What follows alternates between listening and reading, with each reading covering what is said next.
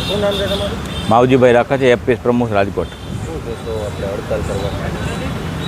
આજે રાજ્યની અંદર 17,000 દુકાનદારોને જે હડતાલ પહેલી તારીખથી જે હડતાલની બાબત છે એ બાબતમાં અમારા રાજ્યના બંને એસોસિએશનના પ્રમુખ જે સન્માનીય અમારા પ્રહલાદ મોદી સાહેબ, રાજભા જાડેજા જે હડતાલ કરવામાં આવી છે એ બાબતમાં સ્પષ્ટતા કરી દઉં કે જે હડતાલ કરવામાં આવી છે તાત્કાલિક હડતાલ કરવામાં નથી આવી. આશરે 1 વર્ષથી અમે સતત રજૂઆત કરતા આવ્યા છીએ. જે અમારા 20 મુદ્દાની બાબત છે એ અનેકવાર અમે રજૂઆત કરેલી છે, લેખિત રજૂઆત કરેલી છે, અમે રૂબરૂ પણ મળેલા છે અમારા એસોસિએશનના પ્રમુખો.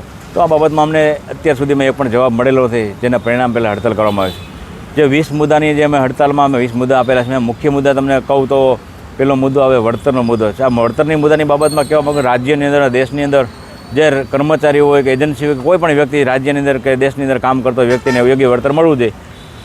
જે વળતરની અમને આ બાબતની માંગણી છે એમાં ખાસ કરીને જે નાનો દુકાનદાર વેપારીઓ મિનિમમ 20,000 કમિશન આપવામાં આવે. 20,000 કમિશનની અંદર પણ એક 97% જે વિતરણ થવું જોઈએ એવો એક નિયમ મૂકવામાં. આ નિયમની બાબતમાં એટલું કહેવા માગું છું તો આ બાબતમાં 90% રાખવામાં આવે, કારણ કે 4 કે 5 વ્યક્તિ ન આવે તો સીધા તમારા 20,000 બદલે તમારે 6 થી 7,000 એટલે સામા પૈસા નાખવાના આવે. એટલે આ એક બાબત છે, એ બાબતમાં યોગ્ય કરો એવી મારી વિનંતી છે.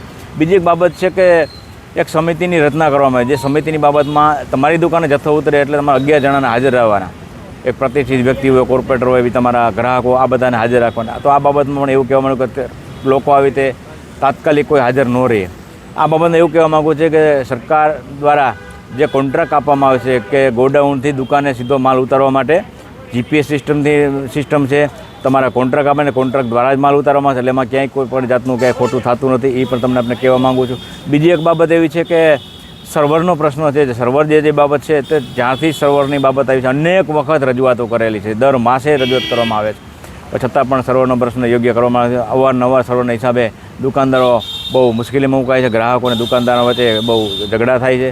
તો ગુજરાતના 17,000 દુકાનદારો આમાં હડતાલમાં જોડાયેલા છે. એટલે એક બીજો મુદ્દો એવો છે કે દુકાનદારના અંગૂઠાથી જ દુકાનનું વિતરણ ચાલુ થાય. તો અંગૂઠાની બાબતમાં એવું છે કે અન્ય જગ્યાનો અંગૂઠો આપે તો ઓટીપી આપવામાં આવે. એટલે આવા વિવિધ પ્રશ્નોને લઈને અમે જે કે આજે 17,000 દુકાનદારો હતા, ગુજરાતના તમામ વેપારીઓ ત્રાહિમામ પકડી ગયા, બહુ કંટાળી ગયા છે, જેના પરિણામે આ કરવામાં આવે છે. એટલે અમારા એક અધિકારની લડાઈ છે, અમારા અસ્તિત્વની લડાઈ છે. અને છેલ્લે અમારે કોઈ પણ બાબત અમે સાંભળવાનું જેને પરિણામે અમને સંવિધાનની અંદર જે અધિકારો મળ્યા છે, છેલ્લે અમારે આંદોલન કે હડતાલ કરવી પડે એ હડતાલ કરી દઈશું.